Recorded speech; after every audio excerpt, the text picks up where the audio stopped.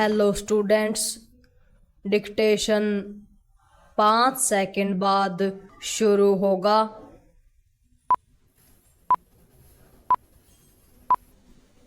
Start. धार्मिक, आध्यात्मिक, दार्शनिक, सामाजिक, सांस्कृतिक स्तर पर चमत्कृत करने वाले अनेक संदेशों के साथ महाकुंभ का समापन हो गया। यह सबसे अधिक जनसमूह वाला विराट आयोजन सिद्ध हुआ। तीर्थराज प्रयागराज में 45 दिनों के अंदर जितना विशाल जनसमूह उमड़ा उसकी कल्पना भी नहीं की गई थी। अनुमान 40 करोड़ श्रद्धालुओं के आने का था, लेकिन आए 60 करोड़ से अधिक।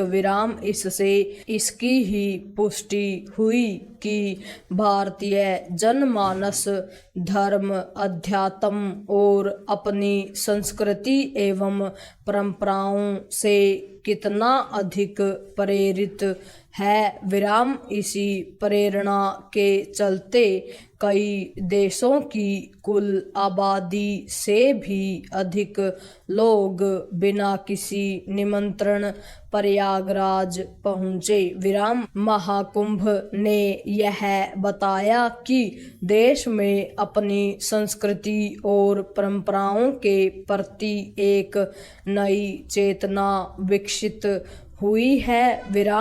इसी कारण जब यह अनुमान लगाया जा रहा था कि समापन के दिनों में श्रद्धालुओं की संख्या में कमी आएगी, तब ठीक इसके उलट देखने को मिला। महाकुंभ में समस्त विश्व का ध्यान अपनी ओर खींचा तो केवल इसलिए नहीं कि मानव इतिहास में एक स्थान पर इतने लोग इसके पहले कभी नहीं जुटे, बल्कि इसलिए भी कि यह आयोजन डिजिटल क्रांति के दौर में हुआ।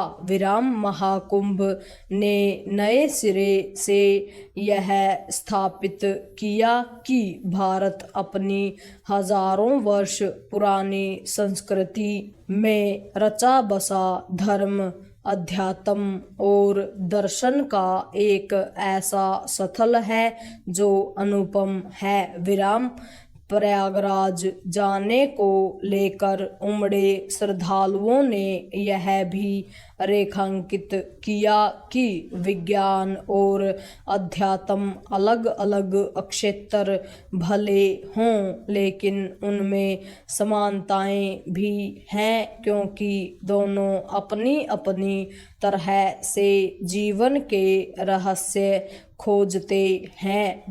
पैरा यह निराशाजनक रहा कि जब इस धरती का सबसे बड़ा उत्सव आयोजित हो रहा था, तब कुछ लोगों ने संकीर्णता का परिचय दिया।